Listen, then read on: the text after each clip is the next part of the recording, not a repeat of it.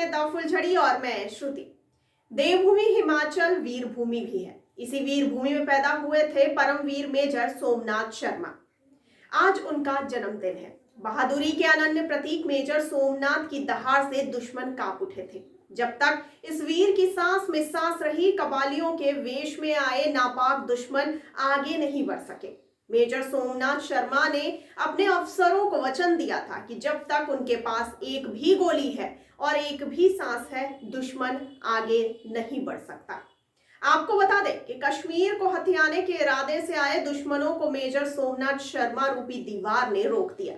ऐसे वीर को जन्म दिया था हिमाचल की कांगड़ा घाटी की मिट्टी ने। यहाँ के डाड़ गांव में जन्मे मेजर सोमनाथ शर्मा के परिवार की रगों में भारतीय सेना के नाम का जाप करता लहू दौड़ता था।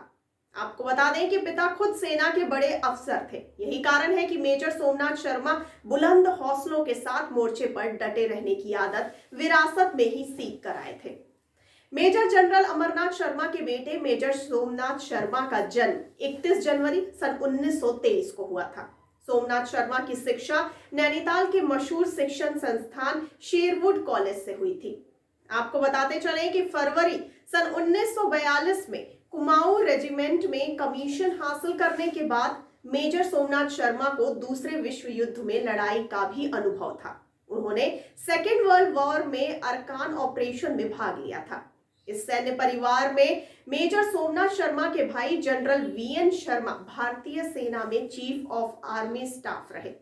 उनके एक भाई सुरेंद्र नाथ शर्मा भी भारतीय सेना में ऊंचे ओहदे पर थे। बहन कमला भी सेना में डॉक्टर थी। आपको बताते चले कि मेजर सोमनाथ शर्मा 24 साल की उठती उम्र में ही शहादत का जाम पी लिए। यह संयोग ही कहा जाएगा कि हिमाचल की ही धरती और कांगड़ा की मिट्टी के ही महान सपूत कैप्टन विक्रम बत्रा ने भी 24 साल की उम्र में ही शहीद होने का गौरव हासिल किया। आपको बता दें कि ये दोनों सपूत भारत के परमवीर साबित हुए। धर्मशाला में मेजर सोमनाथ शर्मा के कई स्मृति चिन्ह हैं। जिला प्रशासन कांगड़ा ने भी मेजर सोमनाथ की स्मृतियों को संजोया है। जिला कांगड़ा प्रशासन ने वॉर हीरोज ऑफ कांगड़ा के नाम से एक पन्ना बनाया है। इसमें कांगड़ा जिला से परमवीर चक्र विजेता सोमनाथ शर्मा के अलावा अन्य योद्धाओं को शामिल किया गया है।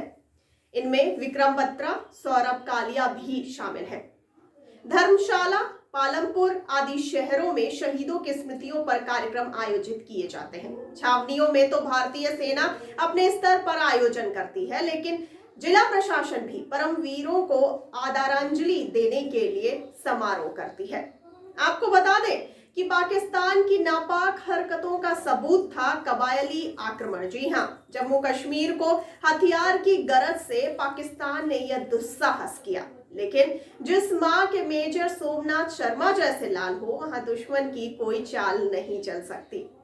कुमाऊं रेजिमेंट की टुकड़ी ने मेजर शर्मा के नेतृत्व में मोर्चा संभाला। हालांकि मेजर शर्मा की बाजू में प्लास्टर था और उन्हें युद्ध के मोर्चे पर जाने से रोका भी गया था, लेकिन मेजर शर्मा ने अपने अधिकारियों को लाजवाब कर दिया और मोर्चे पर जाने की अनुमति ले ली।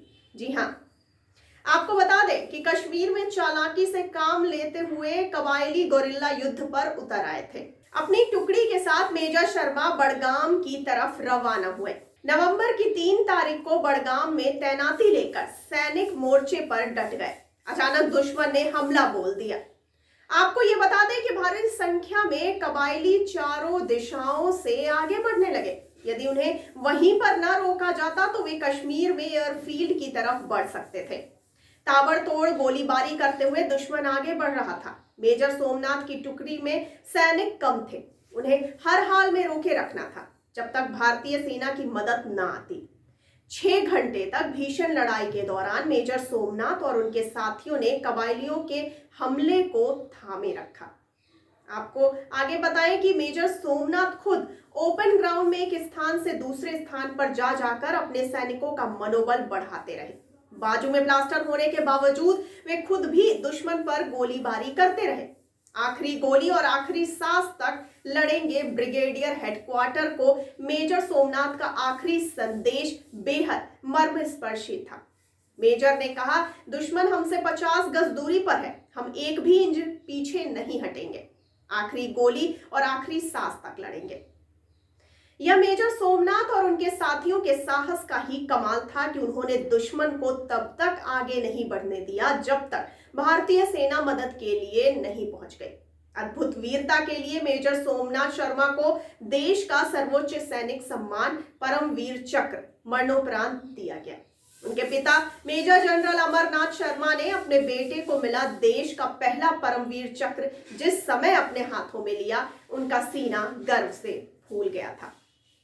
तो आपको इस साहस की वीर गाथा के विषय में सुनकर कैसा लगा? अपनी प्रतिक्रिया हमें कमेंट बॉक्स में कमेंट करके जरूर बताइए और साथ ही साथ हमारे चैनल को लाइक, सब्सक्राइब और शेयर करना ना भूलिए और मुझे दीजिए इजाजत और आप बने रहिए द फुलझड़ी के साथ। धन्यवाद।